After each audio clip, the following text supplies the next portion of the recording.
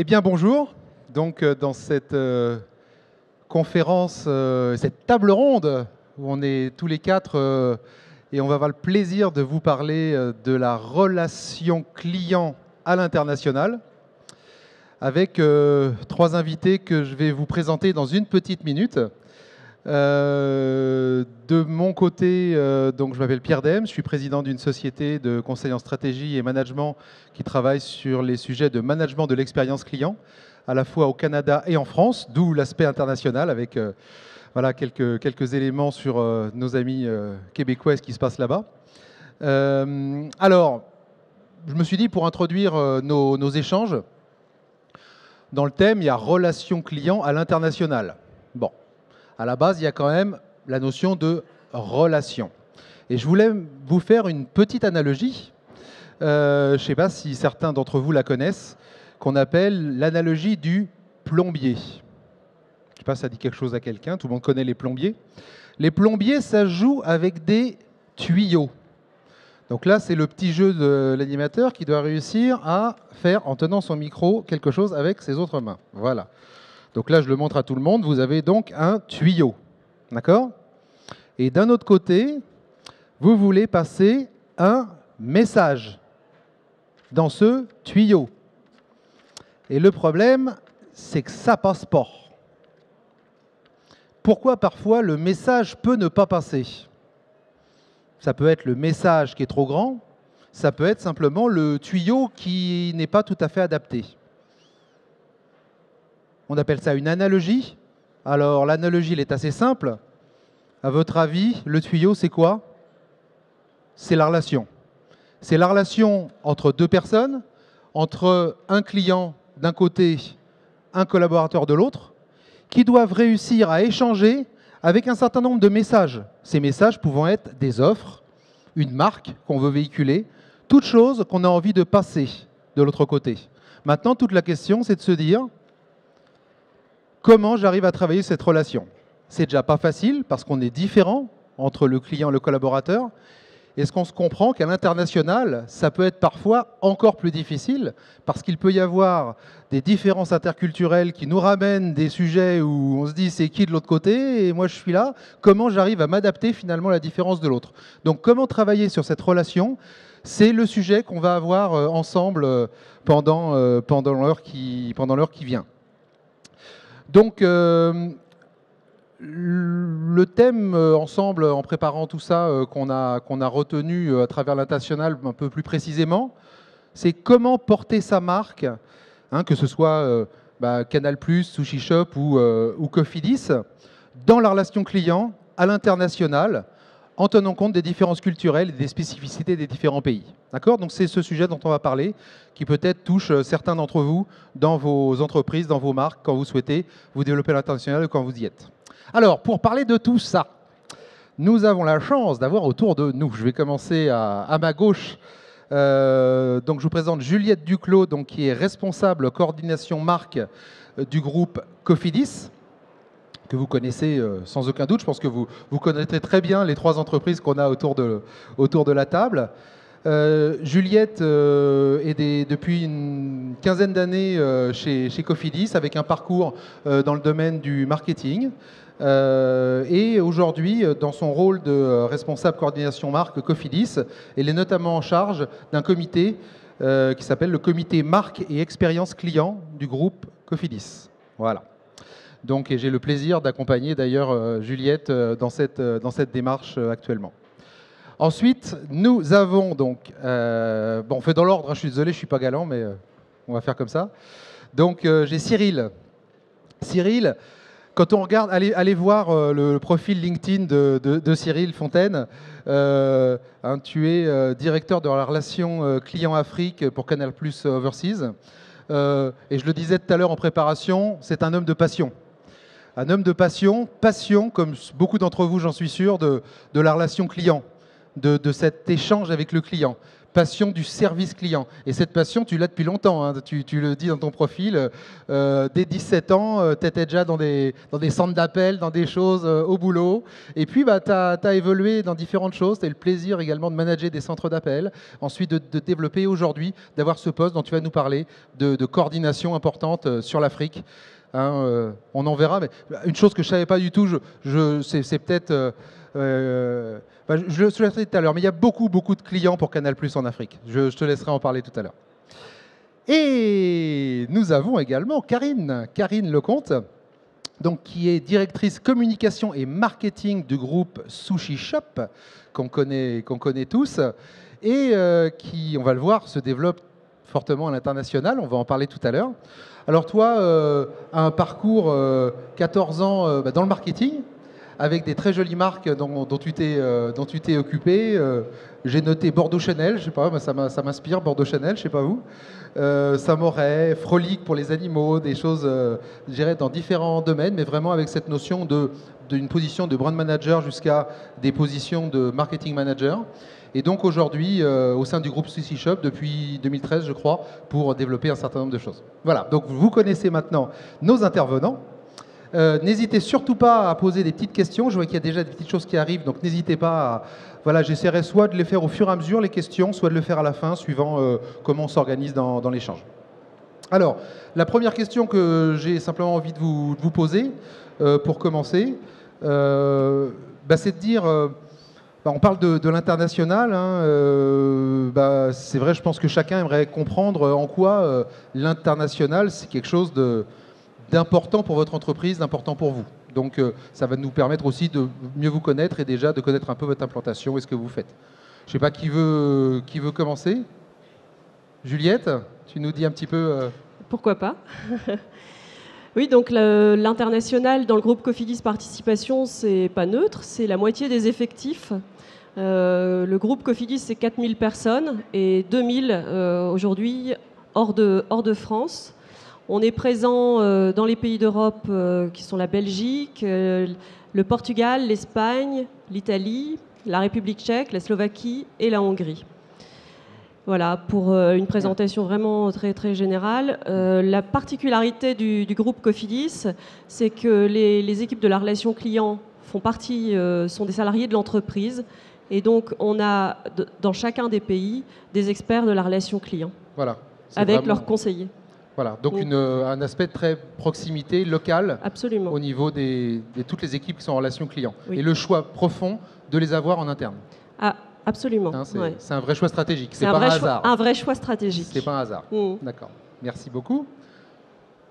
Cyril, alors l'international, toi, t'es dedans, mais t'habites pas en Afrique quand même. Non, hein je ne suis pas en Afrique, mais j'y vais beaucoup. Mais tu y es souvent. Voilà. Donc effectivement, Canal+ est présent à l'international, à travers donc, sa filiale, Canal+ Overseas, sur 3 territoires majeurs aujourd'hui. Vous avez tout ce qu'on appelle Drôme, c'est-à-dire les départements et régions d'outre-mer, et puis la partie Asie avec le Vietnam, et enfin donc, le territoire que je représente sur nos 25 pays francophones d'Afrique subsaharienne, donc l'Afrique, où nous avons donc effectivement 1 500 000 clients aujourd'hui sur ce territoire. C'est ça, une progression en fait assez incroyable, hein, ce que tu me disais en préparation, que vous avez multiplié par 5, je crois, c'est ça Exactement, en 5 ans, ouais. En quelques années. Hein. Ouais, exactement. Et une chose aussi qui est importante à savoir, c'est quand on parle de l'Afrique, alors en tout cas moi je ne suis pas très connaisseur de l'Afrique, mais j'avais le sentiment que voilà, allez, c'était l'Afrique au global, et c'est pas du tout ça, c'est vraiment une somme de cultures différentes, tu vas nous en parler tout à l'heure j'imagine, de proximité, voilà, c'est pas juste proximité avec l'Afrique, hein, c'est proximité avec chacun des pays. Exactement, et juste une chose au niveau de l'international, tout territoire, c'est 1200 collaborateurs. D'accord. C'est 350 chaînes du bouquet de télévision payante de Canal+. D'accord. Et sur l'Afrique, principalement, c'est globalement une dizaine de filiales sur ces 25 pays. Ça représente 1600 points de vente, 5000 points de recharge où ils peuvent s'abonner et se réabonner. Et c'est évidemment aussi plus de 200 chaînes avec 4 bouquets qui sont à leur disposition et le meilleur de nos programmes. On va parler avec un vrai historique, avec un certain nombre de choses. Tu nous parleras des centres d'appel tout à l'heure que vous avez là-bas, ainsi de suite.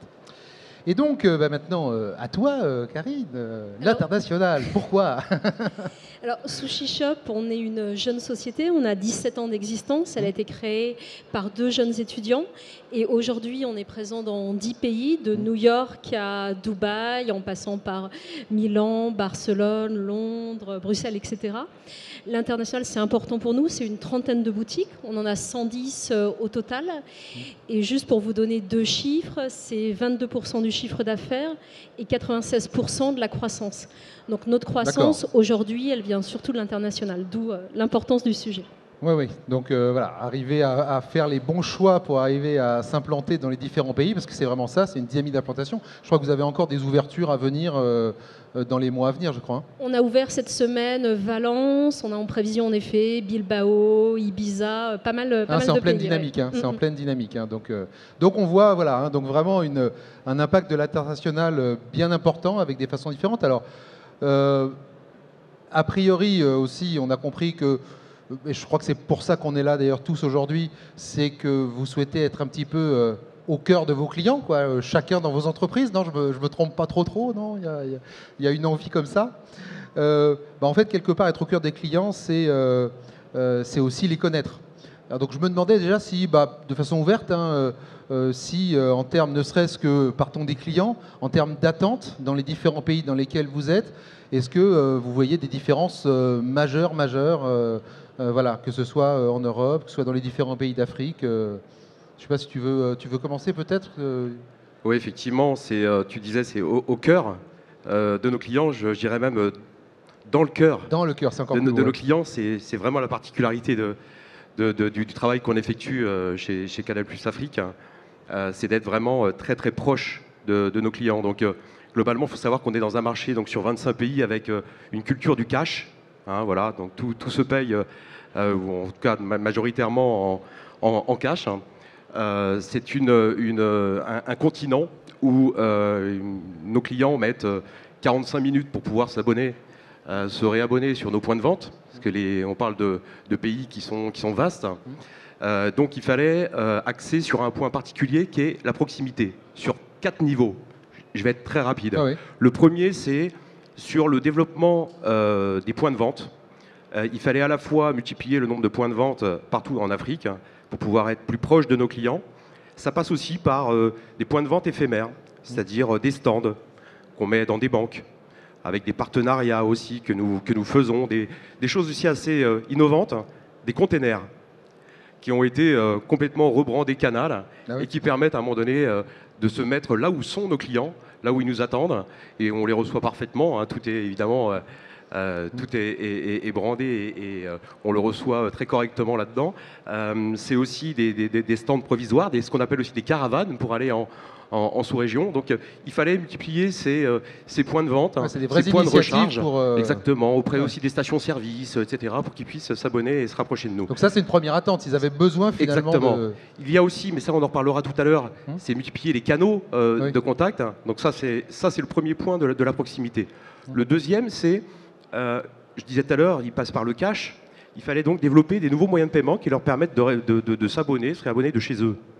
Et donc, on a mis en place des choses assez innovantes en Afrique avec un système de carte de recharge qui permet d'acheter plusieurs cartes et simplement en envoyant un SMS de pouvoir se réabonner. Donc voilà, il reste chez lui, tranquillement, il peut en acheter plusieurs et puis s'abonner au fur et à mesure. Ça, c'est un nouveau moyen de paiement aussi qui a été très très innovant. Le troisième, qui fonctionne extrêmement bien en Afrique, parce qu'il faut juste se rappeler qu'on est en train de parler de personnes qui ne sont pas sous-équipées. On peut le penser dans la presse, mais pas du tout, hein, qui ont 2-3 mobiles par personne. Hein, nos équipements chez nous, c'est 70% qui ont des smartphones. Eh bien, ils peuvent, avec le mobile paiement, avec des opérateurs très connus, s'abonner directement sur leur mobile en envoyant un SMS. Ouais, plutôt que de faire 1 heure de trajet pour aller à tel endroit où voilà, on a vraiment un accès. Nouveau moyen de paiement, et là vous connaissez aujourd'hui ici, mais sur le territoire africain, c'est tout à fait innovant. Ça s'appelle le prélèvement. Génial, le prélèvement. Ben oui, mais en Afrique, c'est pas dans la culture. Et surtout, le véritable prélèvement nécessite évidemment un accord avec les différentes banques des différents pays. Donc c'est quelque chose qu'on voilà, qu'on fait évoluer au fur et à mesure. On a ouvert déjà plein de pays qui ont le prélèvement et c'est un moyen de paiement qui commence à prendre et donc qui évite aussi aux clients de se déplacer. Donc ça, c'était le deuxième point, c'était les moyens de paiement. Le troisième, c'est évidemment la proximité dans tout ce qui est contenu. Alors, contenu, puisqu'on fait on coproduit et on finance des émissions locales africaines. Donc, vous avez peut-être entendu parler de talents d'Afrique, de réussite. Pourquoi réussite? Parce qu'en Afrique, c'est ça qu'on a. C'est du talent, c'est de la réussite, et ils ont au moins l'accès à du divertissement et à des émissions économiques très importantes. Une nouvelle chaîne, A+, qui a été créée pour l'Afrique, par Canal. Donc ça, voilà, on investit sur cette partie contenu. Et sur ce troisième point, en fait, de ce que j'ai compris de nos échanges, c'est historique. Quelque part, ça s'est construit dans la durée. Et aujourd'hui, il y a, tu parlais même, je ne sais plus quel terme tu as utilisé, mais une notion de code d'amour. Hein. Il y a vraiment un attachement qui s'est créé quand on parle de proximité qui semble très fort. Exactement. En fait, quand il parle de Canal+, nous ici, on parle de Canal+. Quand ils vous voient, on est présent là-bas depuis 20 ans, hein. C'est pas depuis avant-hier. Donc du coup, il s'est créé vraiment un côté extrêmement familial. Et j'exagère pas. Canal Horizon, voilà, c'est une ancienne marque, Canal Horizon, n'existe plus aujourd'hui, mais il nous parle encore de Canal Horizon. Quand vous allez rencontrer le client lors d'un match, vous allez voir le match Canal, et puis il sort de chez lui, il appelle les voisins, la famille, et vous retrouvez à 10 à regarder le match. Tiens, j'ai Canal. C'est bien, chez Canal, tu as vu, j'ai un statut ou j'ai quelque chose, mais c'est quelque chose qui se partage un peu, on le voit en famille. Tout à fait. Donc voilà, ça c'était effectivement le troisième point sur le contenu. Le quatrième, pour moi, évidemment le plus important, c'est au niveau de la relation client et notamment téléphonique. On gère aujourd'hui, et c'est notre choix, c'est un bouquet francophone, hein, mais on gère les langues vernaculaires, les langues locales. Eh bien oui, un Sénégalais aime bien, lorsqu'il veut vous tester et qu'il appelle, vous parlez en Wolof. Mais il aime bien qu'on puisse lui répondre en Wolof. Et pareil, Côte d'Ivoire en Dioula, et le Lingala, etc. etc. Eh bien ça, c'est une particularité. C'est cette proximité, on la veut, on investit là-dedans pour pouvoir lui permettre d'avoir l'interlocuteur qu'il a choisi, quelque part dans la langue qu'il a choisi, même s'il parle très bien français. Donc ça, c'est quelque chose dont on est fier, parce que c'est un vrai choix de proximité et de respect du client et des langues qu'on affectionne. Une deuxième chose, toujours sur cette proximité, c'est évidemment vous savez, tout l'aspect qu'on connaît tous dans nos centres, quoi. C'est les scripts, enfin, pour certains en tout cas, le scripting, vous savez, avec la belle conduite d'appel, le référentiel associé, la trame un peu robotisée. Eh bien en Afrique, on a écouté nos conseillers qui sont en Afrique, parce que nous on fait de l'inshore, hein, on ne fait pas de l'offshore, ils sont bien en Afrique. On a écouté nos clients qui nous ont dit non, nous on ne veut pas de cette relation-là. Et qu'est-ce qu'on fait? Il n'y a pas un appel, pas un, en entrant ou en sortant, où on ne passe pas 30 secondes à souhaiter la bienvenue au client. Comment vous allez? La famille va bien? Votre enfant va bien? Il travaille bien à l'école? Quelque chose qu'on est incapable de faire sur la France. On vous dit, mais de quoi je me mêle, quoi. Enfin, là, sur l'Afrique, et là, c'est vraiment une adaptation à la culture locale, vraiment de ce besoin finalement d'abord de bâtir la proximité. C'est bienveillant, pas calculé. C'est-à-dire que ça va dans les deux sens. Si vous ne le faites pas, en tant que conseiller ou quoi que ce soit, le client le fait, et c'est très naturel. Et ça, c'est vraiment la première approche. La deuxième, je parlais justement des scripts, et je finirai, c'est on arrête le script. Donc, alors, quand on commence comme nouveau conseiller, on a une trame, etc., pendant un mois, etc., l'histoire de se former, comprendre un peu la philosophie, évidemment, de l'exigence attendue. Mais on lâche très vite cette trame et on l'a testée. Et qu'est-ce qu'il en ressort? Parce qu'il faut parler maintenant ROI aussi, hein, ça vous parle tous plus. Il en ressort que sur ce pilote de 3 mois, nos indicateurs de production de délai moyen de traitement ont baissé. Nos indicateurs de commerce, puisque nous faisons du réabonnement, chaque mois, ont augmenté, notre taux d'upgrade a augmenté, et puis les indicateurs qualité ont fortement augmenté dans le nombre de points pris sur la qualité perçue, sur la qualité délivrée, mais aussi sur la qualité perçue. C'est ce qui un peu m'intéresse. Donc on se rend compte véritablement que les conseillers sont plus libres pour pouvoir faire, s'exprimer et délivrer cette proximité. Cette expérience, cette proximité. Donc vraiment, c'était une attente forte dans le pays. Vous avez su finalement à travers les années bâtir cette proximité à travers pas mal d'initiatives là que tu m'as spécifiées. Peut-être on parlera tout à l'heure après de la différence entre les pays. Aussi, ça serait un point intéressant. Peut-être, je ne sais pas s'il y a d'autres points. Quand on est juste un point, quand on échangeait, entre les différents pays, il n'y a pas tant de différence d'attente que ça, je pense. Ou c'est ce que il y a des différences dans les usages. Oui. La culture bancaire n'est pas la même en Europe, dans tous les pays. Il y a aussi des différences dans la concurrence. Oui, c'est ça. Donc, par exemple, en Belgique, le modèle Cofidis est très singulier. Il n'existe pas ailleurs, alors qu'on sait qu'en France, on a vraiment des concurrents qui ont exactement le même modèle que nous. Donc ça fait partie des différences. Ensuite, vraiment, on s'est aperçu que les attentes vis-à-vis de Cofidis dans sa relation avec nos clients, on retrouve des attentes assez similaires en Europe, notamment, et ça, ce qu'on perçoit en France, on le perçoit ailleurs, on a des clients avertis partout, et qui, lorsqu'ils contactent Cofidis, attendent beaucoup plus de personnalisation et toujours plus chaque année. La différence se joue sur la rapidité avec laquelle on va pouvoir réagir par rapport à cette exigence des consommateurs. Et c'est vrai en Hongrie, c'est vrai en Belgique, c'est vrai au Portugal, c'est vrai en France. Et vous avez fait des études là-dessus, en plus. Donc, Absolument. Oui, on met en place des outils de pilotage à la fois de la marque Cofidis et de la satisfaction client qui nous permettent de mesurer ces différences et ces points communs. Voilà. Après, on verra ce que ça donne en termes de coordination et comment ensuite fait. ça impacte sur tout ça. Mm. Chez Sushi Shop, comment ça se passe? Chez Sushi Shop, on est dans le domaine de la restauration, donc de l'alimentaire, de l'alimentation, et on sait tous qu'il y a des différences en termes de culture alimentaire entre un Allemand, un Français, un Espagnol, un New-Yorkais ou un habitant des Émirats Arabes Unis. Donc on essaie bien entendu de s'adapter, d'adapter notre carte, qui est le premier média de communication. Oui. On a notamment des différences d'expertise dans la culture sushi. Les Anglais et les Américains sont beaucoup plus connaisseurs en fait que les Français. Ah oui.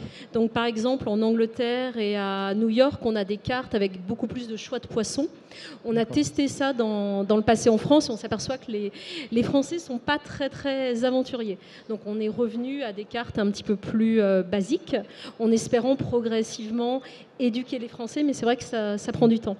Et comment on fait pour aller comprendre ça en fait? C'est en étant sur le marché, on comprend que les attentes sont différentes en termes de choses. Enfin, vous avez des façons de faire là-dessus? Oui, en faisant des erreurs aussi. Donc, j'ai un exemple assez intéressant qui est le cas de New York. En fait, comme beaucoup de sociétés françaises, je pense, on a voulu évidemment s'implanter aux États-Unis. On a commencé par New York et on a ouvert une première boutique à New York et ça n'a pas marché. Donc on s'est interrogé et on est allé écouter les consommateurs. Donc on a fait pas mal d'études, à la fois Quali et Quanti, et on s'est aperçu par exemple que les New-Yorkais avaient besoin de voir le sushi men et juste à côté du sushi men les sushis. En France, les gens comprenaient en voyant un sushi men que les sushis qui étaient dans le frigo venaient du sushi men et étaient faits sur place. À New York, il y a vraiment besoin d'avoir une proximité très très forte. Ce qui fait que cette année, on a revu tout le design et l'architecture de nos boutiques à New York pour avoir des sushis juste en dessous des sushi men. Donc il y avait une petite différence de quelques mètres qui faisait que la compréhension et la perception de qualité et de fraîcheur bloquaient au niveau des Américains. Ouais. Donc c'est un exemple d'adaptation qu'on a faite. Et c'est vrai qu'à chaque fois, on essaie d'être assez humble et modeste. On commence par ouvrir une boutique pilote. On teste, on va dire, notre carte France avec quelques adaptations. Et puis ensuite, on apprend et on s'adapte progressivement avant d'ouvrir d'autres boutiques. D'accord. Et donc on regarde vraiment ce qui se passe, on observe et puis après on s'ajuste. Et c'est un terme, je pense, qui est vrai dans les échanges que j'ai eu avec vous trois sur cette notion d'humilité. Aussi, quand on s'implante dans un pays, quand on est dans un pays, on essaye vraiment d'arriver avec beaucoup d'humilité pour se dire, bah, voilà, c'est quoi les besoins, où est-ce qu'on va, comment on s'adapte. C'est en effet beaucoup d'écoute. Et je pense qu'aujourd'hui, les outils modernes, les réseaux sociaux nous aident aussi à recueillir beaucoup plus d'insights consommateurs, de feedback. Et nous, chez Sushi Shop, on essaie de faire beaucoup d'enquêtes online dès qu'on lance quelque chose pour avoir du feedback et pouvoir corriger le tir si besoin. Alors, je voulais juste revenir aussi, il y a un point en fait, je reviens vers toi Cyril, sur le lien entre différents pays. Tu disais que dans certains pays d'Afrique, il y avait des attentes totalement, certains étaient des très forts négociateurs, d'autres avaient besoin de liens. Enfin, il y a cette notion vraiment, encore une fois, de très finement comprendre la culture du pays, quoi. Ouais, du coup, je t'avais même suggéré d'ailleurs d'introduire avec le Akwaba. Tu te souviens? C'est vrai que le Akwaba qui veut dire bienvenue en Côte d'Ivoire. Dès que vous mettez le pied au sol, on vous souhaite Akwaba. Ça veut tout dire en Côte d'Ivoire. C'est le sourire, les attitudes de service. C'est vraiment quelque chose qui se voit énormément dans ce pays. Il y a des particularités comme ça, effectivement.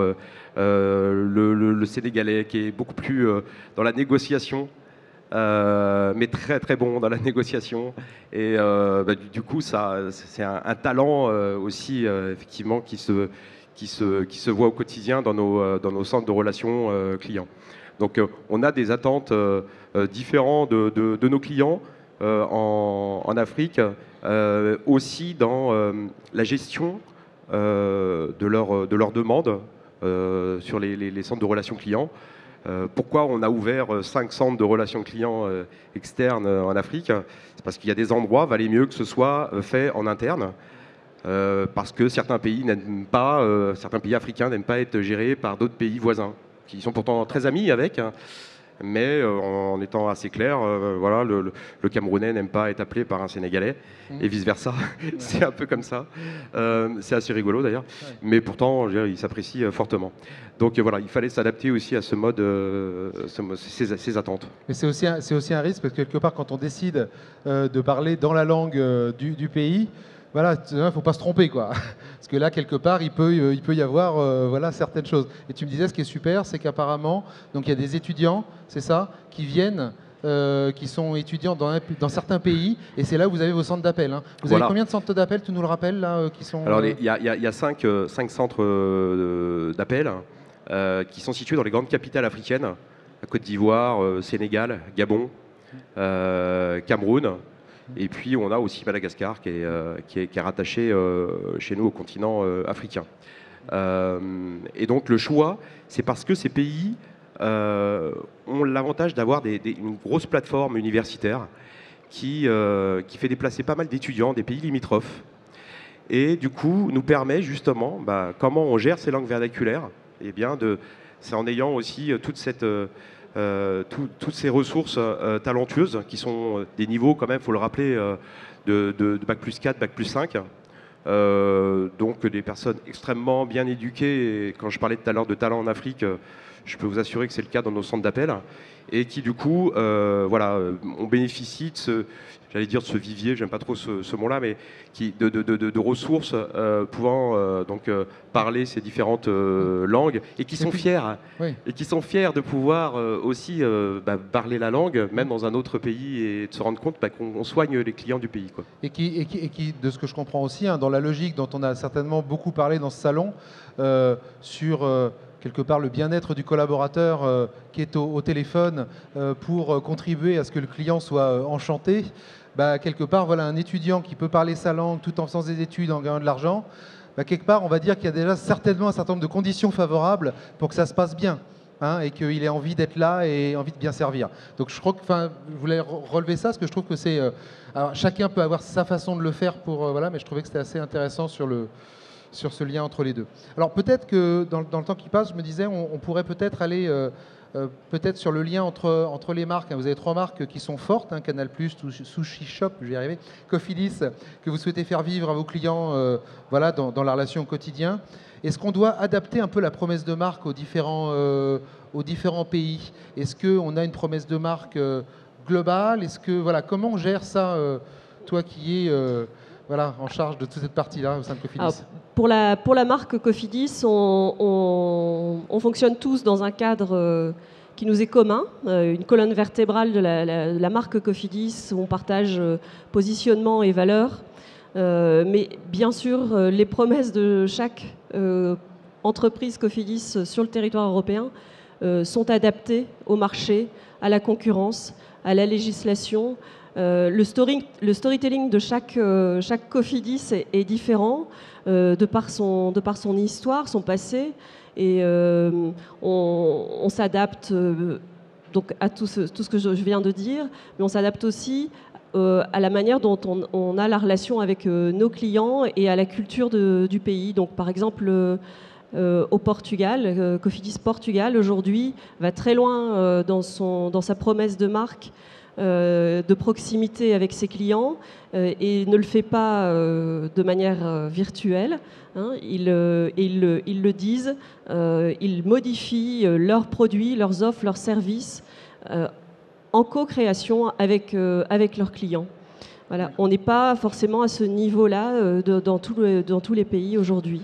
Donc ce que j'entends, c'est qu'il y a quelque part une colonne vertébrale globale, une déclinaison par pays, mais qui est très très adaptée. Je veux dire là, parce que des fois le lien entre marque et expérience client, c'est pas si évident. Hein. Je pense qu'il y a, je sais pas ce que vous en pensez, mais voilà, parfois on peut avoir des formes de déconnexion entre la jolie marque, les promesses qu'on nous fait, et certains diraient que peut-être la perte de confiance dans certaines entreprises serait liée au fait qu'il y a parfois des connexions entre la marque et l'expérience client. Je crois que certains disent ça. Donc là, tu es responsable des deux à travers ce comité. Comment tu vois ça? Alors on a une démarche très pragmatique. On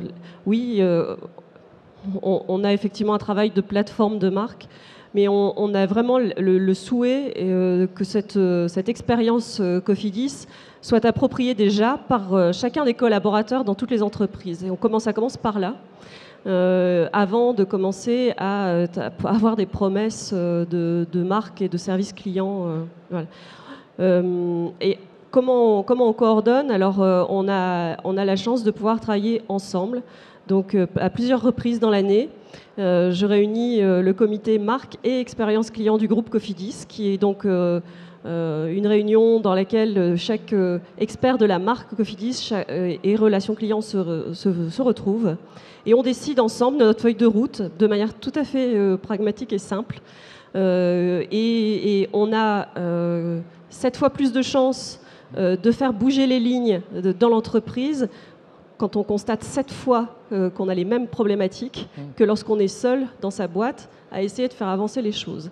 Voilà, oui, donc c'est à ça aussi que sert le comité, de faire avancer le groupe Cofidis dans cette expertise de marque et d'expérience client. C'est ça. Donc collaborer réellement pour arriver à quelque chose de concret et pratique dans les pratique, de participatif. C'est ça. Alors il y a effectivement beaucoup de nuances à apporter.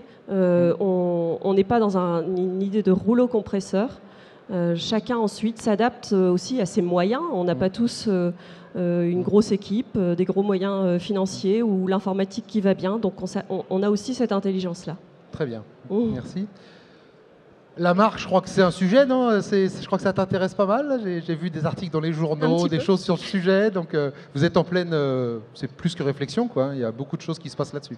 Alors, en fait, avant 2015, c'était assez simple puisqu'on n'avait pas de signature de marque, on n'avait pas de plateforme de marque. Donc, on n'avait pas cette problématique d'adaptation. Et puis, après 17 ans d'existence, on s'est dit... Ce serait quand même bien de réfléchir avec une agence de publicité pour créer une plateforme de marque, avoir une signature forte, puisqu'on avait aussi ce besoin de renourrir la marque Sushi Shop, de continuer à créer de la désirabilité.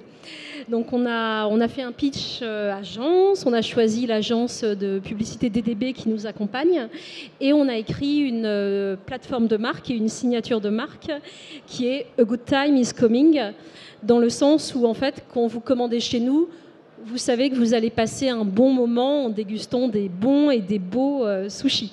Ne serait-ce c'est en anglais, donc déjà il y a un aspect international là-dedans. Oui, parce que alors bien que j'adore la langue française, c'est vrai que l'anglais nous permet aussi d'être parfois plus fort en termes de promesses de marque. Et puis il y avait aussi cette envie d'avoir une signature qui marche dans beaucoup de pays. Et c'est vrai que la langue anglaise a un petit peu pris le pas sur la langue française. On le constate au quotidien en Europe. Donc, c'est poser la question de l'adaptation de notre plateforme de marque, sachant qu'en fait, on a écrit un manifesto de marque. Manifesto assez poétique qui commence par la phrase « Le temps n'existe pas ». Donc qui prête forcément à question et justement peut-être parfois lorsqu'on a des petits problèmes de livraison à des remarques pas très sympas des clients qui attendent leur livraison. Mais on a vraiment voulu aller plus loin que la plupart des départements marketing qui mettent un manifesto dans les books pour les jeunes employés. On a voulu le mettre en boutique. Donc à partir du mois de mai, ce n'est pas encore le cas, mais dans quelques semaines, vous aurez un board avec notre manifesto de marque qui fait, on va dire, une demi-page A4, qui est volontairement très poétique, très aspirationnel. Et c'est poser la question de se dire, est-ce qu'on va faire ça dans tous les pays ? Et justement, là, on a dû s'adapter, notamment en Allemagne. On a une boutique à Francfort et en discutant avec nos collaborateurs allemands, on s'est dit que ça ne passerait pas. Donc, on a écrit une deuxième version, beaucoup plus factuelle, puisque les Allemands aiment un peu plus ça, qui insiste sur les notions de qualité, de fraîcheur, de savoir-faire. On a fait la même adaptation à New York où là aussi, les consommateurs veulent des choses un petit peu plus concrètes. D'accord, donc là c'est la connexion à la réalité client, parce que c'est la chose en fait qu'on se posait avec Manifesto, ainsi de suite, se dire est-ce que c'est juste une image, mais là on a réellement une connexion par rapport à ça. Et chez Sushi Shop, on a la chance d'avoir aussi des comités de pilotage, marketing, et on a la chance d'être dans une société qui a vraiment une culture start-up, dans laquelle les collaborateurs se disent les choses, donc il y a une grande transparence, il y a des échanges parfois très, très vifs, très passionnés, mais ça permet de se dire les choses et justement de faire les bons choix. Alors justement, je regarde les questions, là je découvre les petites choses en même temps, et je vois une question, ça bouge, je crois que je peux la mettre à l'écran, ça bouge tout le temps. Stock. Y a-t-il des groupes comme Canal+ ou Cofidis, parfois des conflits en interne sur la manière de gérer le CRM local ? Donc, ça arrive ou pas quand j'appuie là? Je ne sais pas. Donc, il y a cette question qui est venue.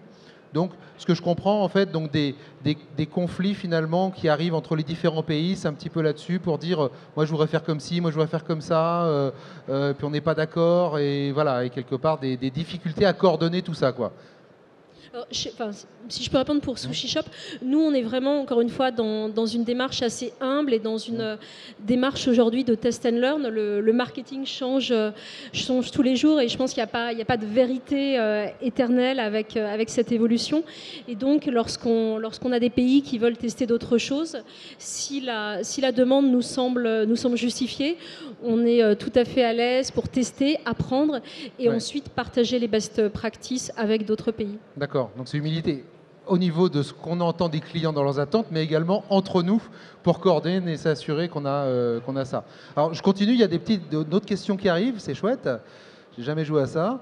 Je vois un commentaire de quelqu'un qui est bien expert dans ces sujets-là, d'une société que je ne citerai pas, qui dit « L'expérience collaborateur avant la promesse de marque pour réussir et qui cite Cofidis. Donc, et je trouve que c'est intéressant parce que c'est un sujet dont on a parlé ensemble. L'expérience collaborateur, ça a l'air d'être quelque chose d'assez important pour Cofidis. Ça l'est de manière très forte. C'est d'ailleurs parfois plus facile pour nous, entre nous, de dire qui on est et en quoi on croit que le dire au marché. Donc oui, en effet, l'expérience collaborateur, elle est vécue et partagée et elle est, pour reprendre la question de tout à l'heure au sujet des conflits, il n'y en a pas parce qu'elle est pilotée par les comités de direction dans chaque pays. Voilà, donc on n'a pas l'intention d'imposer des choses, on n'est pas dans le top-down dès qu'on travaille ensemble sur certains sujets. On est dans la recherche de sujets communs. S'il y en a, on travaille ensemble. Et si on a envie de travailler ensemble, on le fait. Voilà, c'est toute l'appropriation aussi de ces projets de transversaux passe par là. D'accord. Alors comment on fait? Parce qu'après derrière, ce thème de l'expérience collaborateur, encore une fois, est une thématique bien importante où on se rend compte que pour faire vivre cette expérience client, cette relation client forte, il faut les conditions favorables. Est-ce que vous travaillez chacun sur ces sujets-là pour le mesurer, pour le comprendre, pour dire où est-ce qu'on en est et comment on le fait à l'échelle internationale? Parce que mesurer dans son pays l'expérience collaborateur, c'est bien, mais le faire à l'échelle de X pays, voilà. Est-ce qu'il y a des initiatives que vous portez l'un ou l'autre sur ces sujets-là? Vas-y, si tu veux. Oui, on la mesure. Enfin, déjà, le collaborateur, puisqu'on a mis en place dernièrement notamment aussi des canaux digitaux, pas pour être cool, mais parce que nos clients y sont. Une chose qui permet de faire vivre aussi cette relation avec le collaborateur, c'est d'avoir de manière très, très, très souple, agile, les remontées des collaborateurs évidemment sur nos clients, sur aussi l'utilisation des outils, sur les process. On est sur une structure, évidemment, derrière, vous avez Canal, vous avez le groupe Canal. Mais on est sur une structure sur l'Afrique très agile. On est obligé, on est sur un marché en croissance.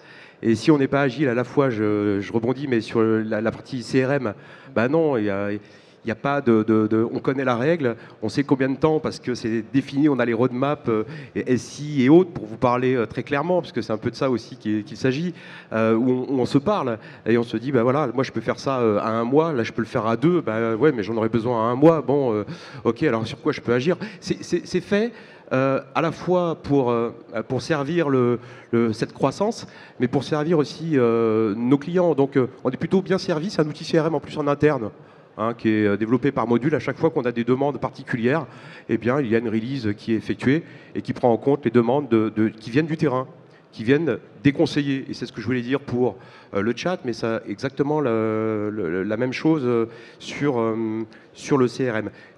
Juste un deuxième exemple, si tu me permets, c'est sur les collaborateurs. Nous, on a investi aussi, et là c'est vraiment un investissement sur un outil qui n'existe pas sur le marché, il faut le dire.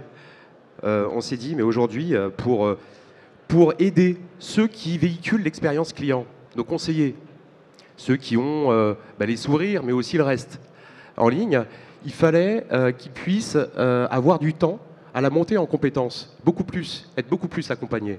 Ça veut dire qu'il fallait libérer du temps à leur management, vous avez des exemples tous dans vos entreprises. Je ne parlerai pas de certains telcos, 10, 15 outils, quand on est manager de proximité pour pouvoir avoir la vision sur son équipe, sur son plateau ou autre. Eh bien non, que ce soit de la prod, que ce soit du commerce, que ce soit de la qualité, du suivi managérial, toutes les choses qui permettent aujourd'hui jusqu'au baromètre de satisfaction, la qualité délivrée, c'est-à-dire les grilles d'évaluation, tout est sur le même outil de manière convergente. Et c'est la même chose sur les réseaux sociaux. On parlait je parlais des réseaux sociaux. Pourquoi ? Il est hors de question de faire un outil pour Facebook et puis un outil pour le live chat qu'on a lancé il y a quelques mois et puis le chat mobile qui sort là. Pour nos clients africains, je disais, ils affectionnent particulièrement le mobile. Donc on ne va pas faire à chaque fois un outil différent. Donc qu'est-ce qu'on fait ? On met tout dans une plateforme convergente qui gère ça un peu à la Outlook, et puis qui permet aux conseillers qui gèrent toute cette partie-là, des médias écrits, d'avoir, voilà, là j'ai Facebook, là j'ai Twitter, là j'ai le live chat, là j'ai le chat mobile, etc. Et on lui simplifie la vie. Et pour le manager, sur l'outil, je disais, de convergence pour gagner du temps, ça fait, alors ça c'est nos partenaires aussi qui nous le disent, ça fait gagner de 20 à 30% de temps supplémentaire, et bien qu'il dégage ce temps pour accompagner les collaborateurs avec des ateliers spécifiques, avec des briefs, avec des formations. Donc voilà, un peu plus être en proximité, même tourner en termes d'accompagnement autour aussi des marguerites pour pouvoir les aider. Donc voilà, ça c'est un élément aussi important de se mettre à la place de celui qui véhicule l'expérience client. C'est ça l'humain aussi. En fait. C'est ça, et lui simplifier la vie, j'entends, en cohérence avec ce qu'on veut livrer aux clients, et donc spécialement en Afrique. Alors après j'aimerais aussi qu'on parle, si ça vous intéresse, de cette coordination. Parce que c'est bien joli de dire on se réunit, on fait des trucs, tout ça.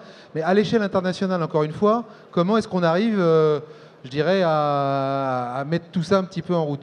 Je pense qu'il y a des initiatives qui ont été prises au niveau de Cofidis pour aller mesurer justement cette culture client. Absolument. Donc au-delà effectivement des baromètres de satisfaction client et donc qui vont mesurer si on atteint bien notre promesse finalement et on touche bien notre public, On a là initié, c'est vraiment tout récent, une démarche pour développer et manager la culture client dans les entreprises du groupe Cofidis. Donc on s'appuie sur la même méthode, c'est ce qui fait la force aussi d'une coordination. Ça permet derrière de pouvoir faire des échanges de bonnes pratiques. Les plans d'action sont peut-être pas les mêmes dans les pays, mais en tout cas, dès lors qu'il y a une bonne pratique à partager, il est bien plus facile de le faire lorsqu'on partage le même outil et la même méthode pour réaliser des diagnostics, des baromètres ou quel que soit le KPI qu'on suit. Et donc ça, c'est l'aventure de 2015 pour le groupe Cofidis, cette culture client. D'arriver à mettre les conditions favorables. Est-ce que la culture client est fortement présente partout Comment on le fait peut-être dans ce cadre de ce déploiement dont tu nous parles, voilà, où j'imagine qu'en France, il y a tout un travail qui est fait là-dessus dans la base, mais comment on le fait pour le déployer à l'international ? Déjà, nous, on est dans le domaine de la restauration. Donc, pour ceux qui connaissent un petit peu ce monde, il faut être passionné. Donc, on essaie déjà de recruter des personnes qui vont être passionnées par Sushi Shop, par l'aventure humaine que ça représente. Et c'est déjà, on va dire, le premier pilier pour, derrière, avoir une orientation client. Alors, évidemment, c'est majeur pour nous. Surtout qu'on est une marque plutôt positionnée sur le premium, la qualité. Donc nos clients sont plutôt très, très exigeants. Donc après, comment on la déploie au niveau international ? On passe aussi par un programme de formation assez important. Ce n'est pas forcément quelque chose qu'on faisait il y a 5 ans, mais on s'est aperçu que c'était clé. Former nos équipiers, nos sushi-men, nos livreurs pour être plus orientés clients, pour toujours essayer d'apporter le meilleur service, c'est hyper important. Donc on a des programmes de formation assez importants qui ont été mis en place par nos ressources humaines avec des formations qualifiantes, parce qu'on a beaucoup de personnes qui progressent en interne chez nous et on est très fiers.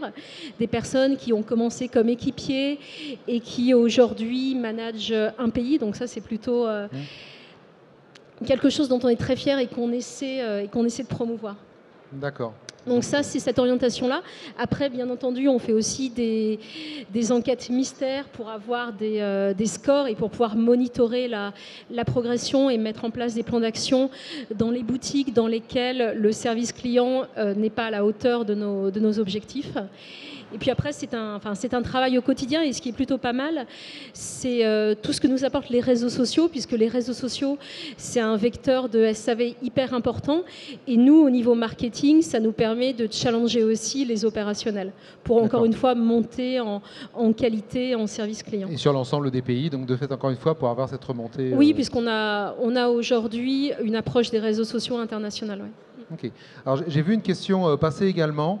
Je ne sais pas si je vais la retrouver là, mais en tout cas je l'ai lu tout à l'heure.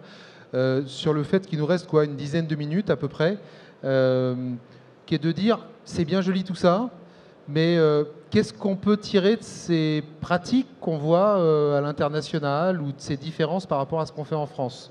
Je pense peut-être à une pratique. Moi, c'est vrai qu'il m'a marqué quand on a préparé cette table ronde ensemble, le fait de, je ne sais pas ce que vous en pensez, mais de passer systématiquement 30 secondes à échanger, à savoir comment va la famille, tout ça. On est dans un monde où justement on veut recréer du lien avec le client, et là quelque part c'est systématique, c'est culturellement demandé.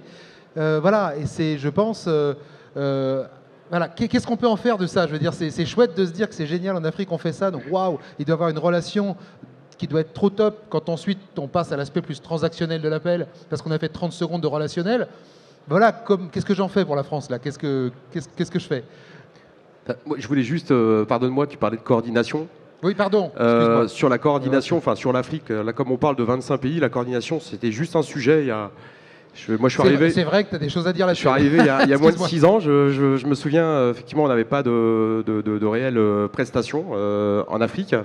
J'ai quelques collaborateurs là qui sont dans la salle que je vois sourire, mais on avait 3-4 personnes qui prenaient des appels à Boulogne-Billancourt là, en faisant du mail. C'est une relation client en Afrique qui était jeune, qui est jeune, il y a globalement 5-6 ans. C'est où sont les boucles de formation, ils sont là. Où sont les process, ils sont là. Bon, on va commencer à écrire. Enfin, voilà, il faut à un moment donné revenir avec humilité sur ce qu'on a connu et ce qu'on a voulu construire. Donc c'est passé par une organisation déjà. Une organisation de se dire on ne peut plus produire à 4-5 personnes derrière leur téléphone et leur PC, mais on va organiser ça en pôle d'expertise. Ça a nécessité en 5 ans 4 organisations qui étaient prévues dans un schéma directeur pour faire que sur Boulogne, aujourd'hui, il n'y ait que les services support, les experts, pôle pilotage prestataire, pôle qualité, pôle formation, pôle back-office, pôle distributeur. Donc ça, c'était important aussi d'ailleurs de faire monter en compétence toutes ces équipes qui allaient porter ces pôles. Donc ça passe déjà par une organisation de structures qui n'étaient pas créées. Enfin, voilà. Deuxième chose, on est en Afrique. Il y a 3, 4, 5, 6 telcos, opérateurs téléphoniques par pays. Eh bien, quand votre souhait est de faire converger des flux sur quelques centres d'appel, 5 centres d'appel, je peux vous dire que c'est une vraie aventure. Moi, quand j'ai des homologues qui me disent « Oh là là, m'en parle pas sur la France, j'ai eu des problèmes telco », je fais « Non, je t'assure, t'as pas de problème telco, toi.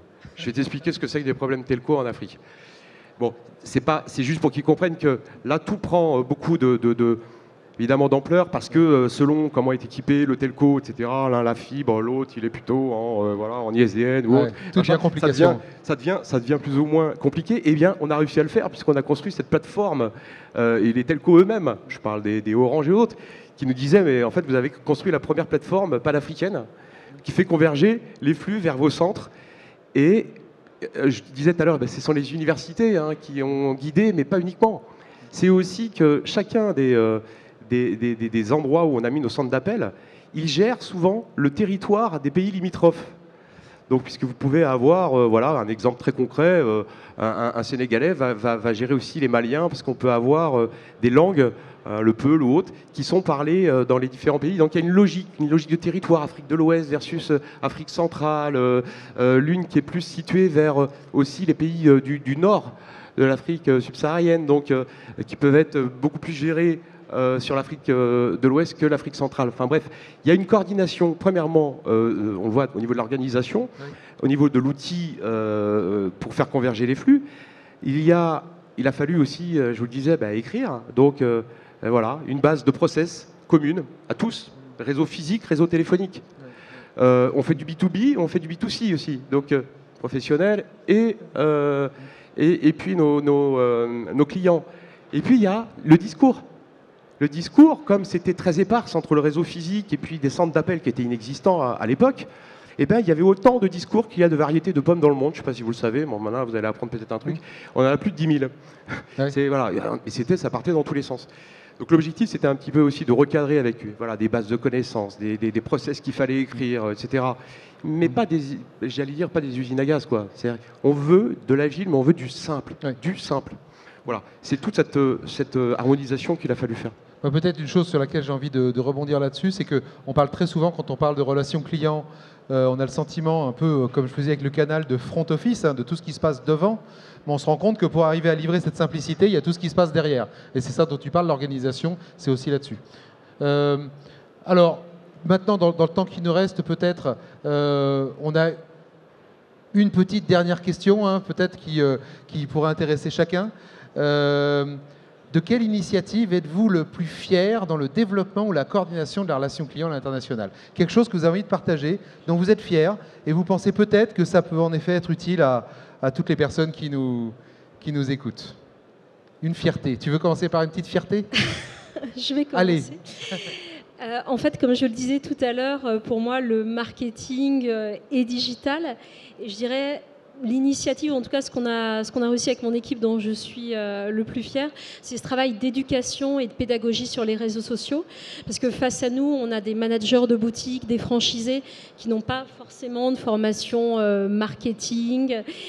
Et on a réussi à leur faire prendre conscience qu'il fallait être sur les réseaux sociaux, qu'il fallait faire des actions, qu'il fallait investir. Chez Souchop, on est quand même très héroïste et c'est vrai qu'un franchisé, ce qu'il attend, c'est de développer sa marge avant tout. Donc toute action marketing doit être vendue et doit doit avoir un impact business.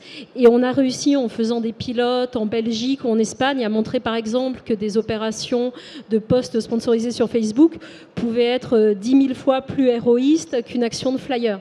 Et pour transformer et passer d'une logique distribution de flyers à posts sponsorisés sur Facebook, il y avait quand même un océan qu'on est en train de réussir à traverser. D'accord. Donc et arriver à convaincre, à mettre tout le monde dans le bateau avec une vraie volonté de passer là-dedans. Oui, je pense que aussi l'un des secrets, c'est sûrement... Parce que moi, j'ai aussi été dans des entreprises où j'étais dans la position du local et on avait des choses imposées par des centres de coordination internationale qu'on n'aime pas forcément beaucoup quand on est en local. C'est de réussir à valoriser les expériences et les initiatives individuelles des pays en local. Par exemple, on a notre franchisé d'Anvers qui a fait une opération avec le plus grand cinéma d'Anvers à l'occasion du film 50 Shades of Grey, et ça a eu un impact business assez incroyable. Donc on a évidemment partager cette best practice lors de nos fameux comités internationaux. Et je pense que c'est comme ça qu'on arrive en effet à embarquer les équipes locales dans le même bateau. Ça, si je peux me permettre, connaissant un petit peu le sujet, Juliette, je ne sais pas si c'était ça ta fierté, ça peut-être une autre, mais en tout cas là-dessus, tu peux réagir aussi. Oui, je peux réagir, effectivement. On est dans le même état d'esprit. Pour que tout le monde monte dans le bateau, la première des choses à faire, c'est que chacun puisse d'abord dire ce qu'il a fait de mieux. Et je pense qu'on termine par ça, mais finalement, on aurait pu commencer par parler de nos fiertés. Et une des fiertés qui me tient à cœur, et c'était il y a 3 ans maintenant, tous ensemble, le comité, on a réussi à donner une impulsion assez différente dans l'expérience client en travaillant sur l'enchantement client. Et on a, au travers de cette initiative, commencé à travailler avec un designer de service. Donc on a aussi apporté une méthodologie un peu nouvelle et on a tous pris énormément de plaisir à rechercher cet enchantement client. Et donc c'est là où on voit aussi que épanouissement, enchantement, tout ça est très lié. Et donc ça a été un tournant dans notre manière de travailler ensemble par la suite. Ouais, c'est une chose marquante. Merci Juliette. Au-delà du fait que globalement on tourne, moi je vois depuis 5-6 ans à 60 projets à l'année en relation client. Ce qu'on avait, je vous le disais, c'est une relation client naissante. Il fallait donc aller vite vers des nouveaux canaux, vers le digital parce que nos clients y sont et nous le demandent. Donc ça, c'est une fierté d'avoir aussi, je pense que c'est important de profiter aussi de ces moments-là pour remercier ces équipes qui ont été dans ce mode agile où tout le temps on est à se dire non là c'est pas le bon process, il est idiot, donc un process idiot, il faut le bannir. C'est compliqué, c'est une vraie conduite du changement à opérer. Arrêter un script, comme je le disais tout à l'heure, et de se dire on est en sans script, oh là là, mais ça va être n'importe quoi, ça va être de l'interprétation. Non, pas de l'interprétation, on est tous clients de quelqu'un. Et quand tu vas chez ton coiffeur et qui te dit bonjour monsieur Fontaine, vous allez bien, vous voulez toujours votre café avec un petit sucre, asseyez-vous, je vous en prie. On sait ce que c'est que la qualité versus un autre qui nous dirait c'est 40 minutes d'attente. Voilà, donc c'est extrêmement clair. Donc pour ça, il faut être entouré de gens qui ont cette agilité. Et c'est le cas de cette équipe que je salue au passage. Je salue au passage tous nos partenaires distributeurs, 1600 points de vente, 5000 points de recharge, qui ont dû s'adapter aussi à ces discours. On n'était pas dans cette culture-là. Et puis, on s'est entouré de professionnels de la relation client. On a investi là-dedans aussi au niveau des outsourceurs. Si j'en cite 2, et je suis fier de les citer, quand ça ne va pas, je le dis, mais quand ça va, il faut aussi pouvoir leur rendre hommage. Notamment donc, le groupe Acticall, qui a accompagné à la fois, notamment depuis 2 ans, et avec vraiment du local. Pour le coup, ils arrivaient sur un territoire mais un peu connu, mais ils l'ont fait très très bien, et c'est aujourd'hui notre plateforme panafricaine d'activité digitale. Premier. Et je voulais saluer aussi un deuxième groupe important qui s'occupe, lui, non pas de la prod, mais plutôt d'évaluer la prod. C'est le groupe VIPP avec Interstice et Charles Emmanuel qui a beaucoup œuvré aussi à nous permettre de mesurer cette qualité délivrée et puis aussi nous délivrer quelque chose de très fin sur la qualité perçue. Donc voilà, il faut être bien entouré. Et il y a un proverbe que j'aime bien en Afrique, on dit souvent pour qu'un enfant grandisse, il faut tout un village. Et là, tous ceux que j'ai cités, il en manque un, c'est le client. J'ai parlé tout à l'heure des collaborateurs, j'ai parlé de nos partenaires. et évidemment le client qui nous a permis à un moment donné de nous mettre devant un miroir et dire voilà, j'ai besoin de ça, j'évolue comme ça, je suis sur un territoire aujourd'hui de plus d'1 milliard d'habitants, dans 25 ans on sera 2 milliards, on a 5% de croissance par an, on a un territoire aujourd'hui où on a une classe moyenne, c'est une classe moyenne qui représente 1/3 des Africains, donc qui permet cette croissance au groupe Canal+. Donc je pense que c'est toute cette, voilà, tout ce partenariat du village qui a fait grandir l'enfant, qui est un bel adolescent, et puis on a du chemin pour devenir adulte. Super, je pense qu'on finit par les mots, par une forme de passion et le mot client. Donc je ne sais pas si ça vous va, à moins que vous ayez une frustration profonde et un truc à rajouter. Ça va? On conclut comme ça? Ça va parfaitement, merci. Parfait, super. Merci à vous trois, c'était un plaisir d'être avec vous. Et c'était un plaisir d'être avec vous également. On espère vous faire vivre une belle expérience. Au revoir.